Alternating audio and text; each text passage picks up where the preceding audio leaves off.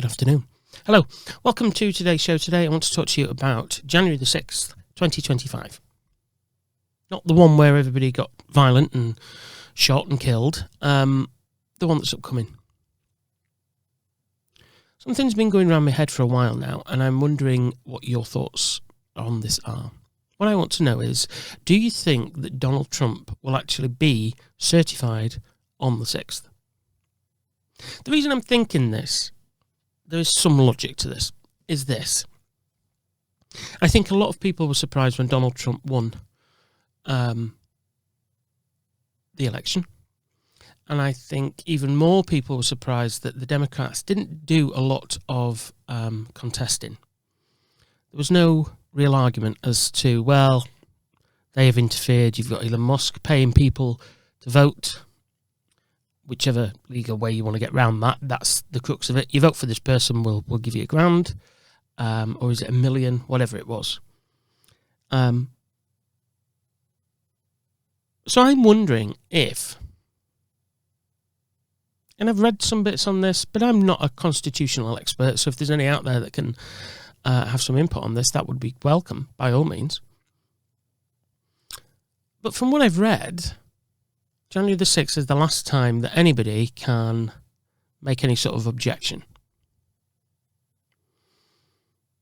So, other people on other videos have pointed out that there is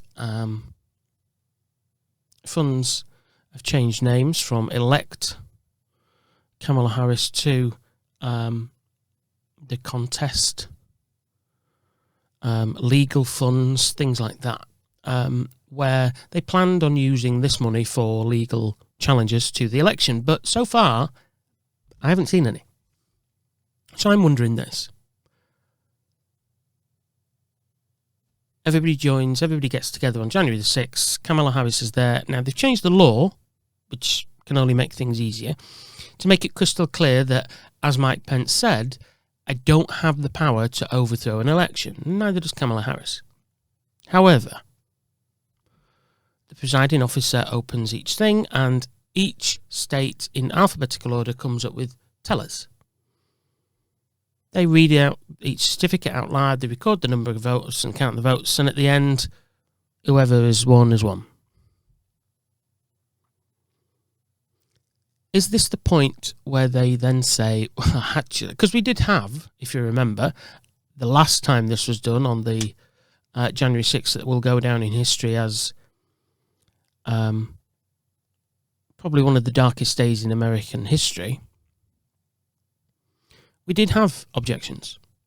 We had objections, then we had a riot, an insurrection, and then when they came back, they still objected, knowing full well, in good faith, that the objections they were making were utter crap. So what I'm wondering is this. As the Harris campaign and the Democrats haven't made any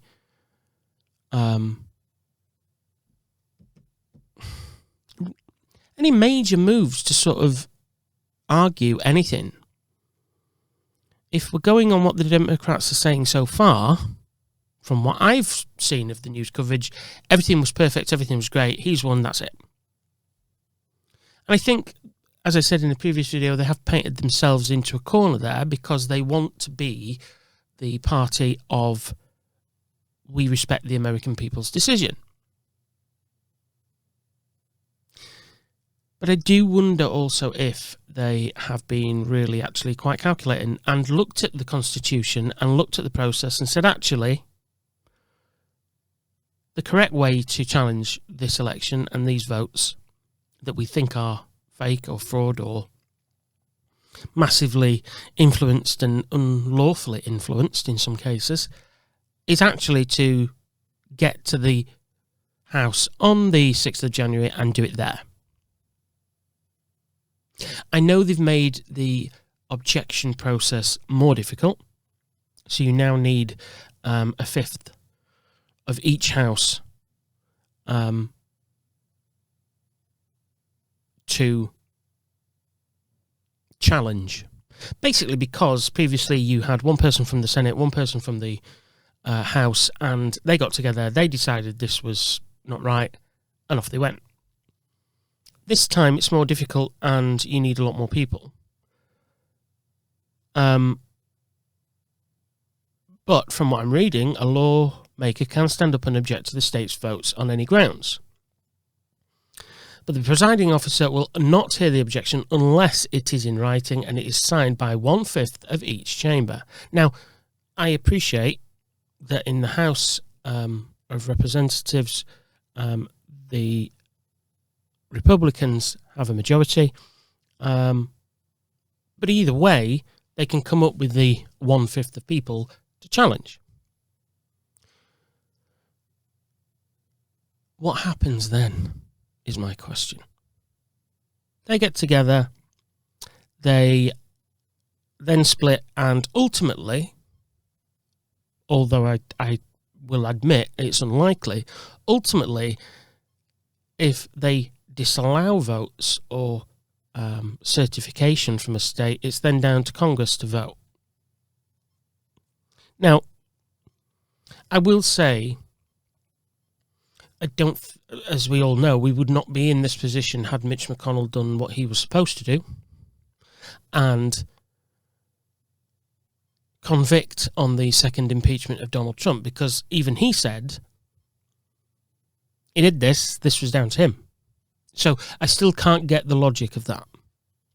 But I really am wondering if Donald Trump will actually be certified. And the more I think about it, the more I am expecting a bit of a surprise here. I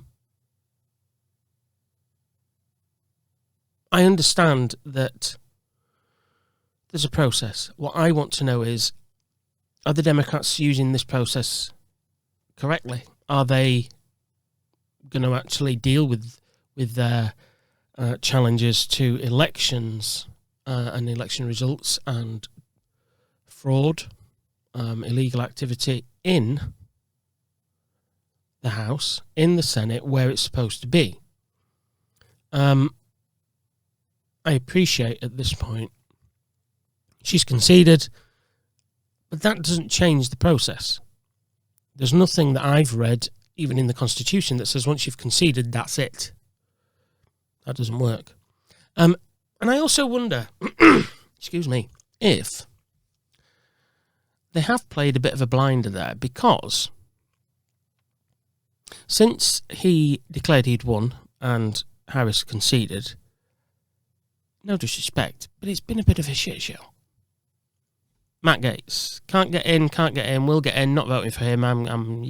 Every single person he seems to put up is full of holes, full of questions, and he is not looking very powerful.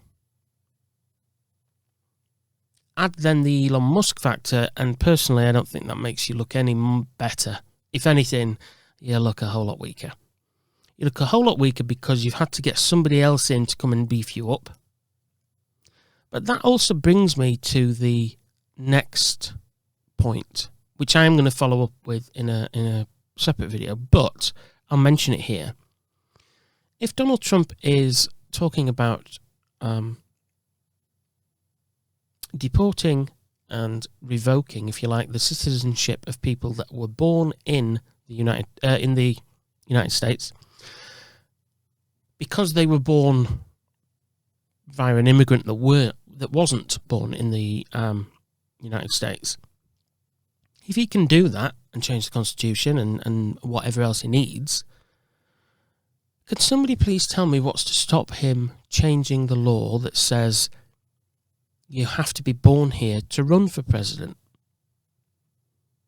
Is this all part of a much bigger scheme to put somebody like Elon Musk in running for president? Now, whether the American public would buy that is neither here nor there.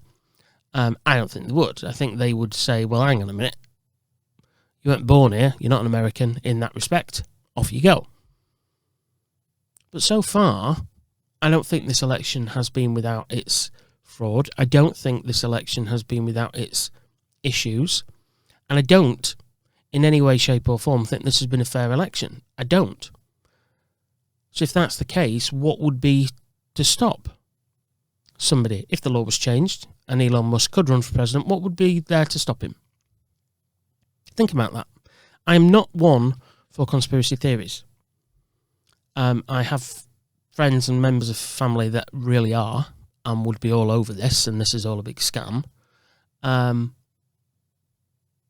not, oddly. I look at things and think, well... But this sort of got my mind ticking a bit, because everything that I didn't think could happen has happened. I did not think a convicted criminal, a convicted felon at this point, would ever be appointed president. I didn't think anybody would appoint Donald Trump president again after the insurrection. I didn't think he'd walk away from the insurrection. Which, yeah, it's withdrawn without prejudice, so they can bring it back, by which point he'd be, what, in his 90s? I mean, your chances of Donald Trump seeing any real prison time have faded to zero. It's not going to happen. And I always said, no, if he's convicted, if he's done this, this is how the law works. What's becoming very clear to me is the law doesn't work. Because money is power. And if you've got money and you've got people like Elon Musk and you've got people like Zuckerberg and Bezos and Apple and everybody else falling at your feet because you are powerful, then you are ultimately more powerful than anybody else. I'd love to see how the relationship between Musk and Trump plays out, because I don't think Trump is going to be loving the fact that he is getting played as the puppet, as it were, that Musk is actually the president and you're just the guy that's got the signature to put on the bits of paper I put in front of you. Because that's how it seems. That's how it seems. That's how it reads to everybody else on the planet. Unless, of course, you are a Trumper. If you are MAGA, then that's where you are. Trump is president. Trump will always be president. And I don't think if he's certified on January the 6th, he will ever leave office. I will say that. Never thought that before, but now he's got nothing to lose. He's already had a practice run at not leaving office, and now he knows how to perfect it. He's trying to put in place the right people to do what he wants to do, to change the laws the way he wants to change them. What I want to know is what you think happens next. If Trump is not certified on the 6th of January, what happens? What does he do?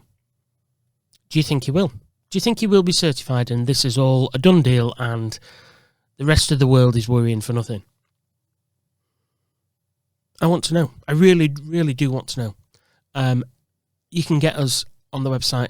Email us, hail@hailtalkradio.com, or Instagram @RobWestonShow. It really would be good to hear from our American friends. I have got a video coming that relates to the mental health aspect of Trump, because the mental health segments we've done previously have had a lot of emails, but not in this volume, in regard to Trump. People are really worried about what a Trump second presidency looks like and works and how that affects them. Physically, spiritually, mentally, financially, the lot. So that is coming. But what I want to know is January the 6th. Will he be certified? If not, then what? Hail. I'll put my teeth in. We'll try that again. hail@hailtalkradio.com. And as I said, we're on Instagram @RobWestonShow. Drop us a message. Drop us a tweet. An email, even. We're not on Twitter so much anymore. Be good to know. Until next time, in a world where you can be anything and it doesn't cost anything to do, be kind.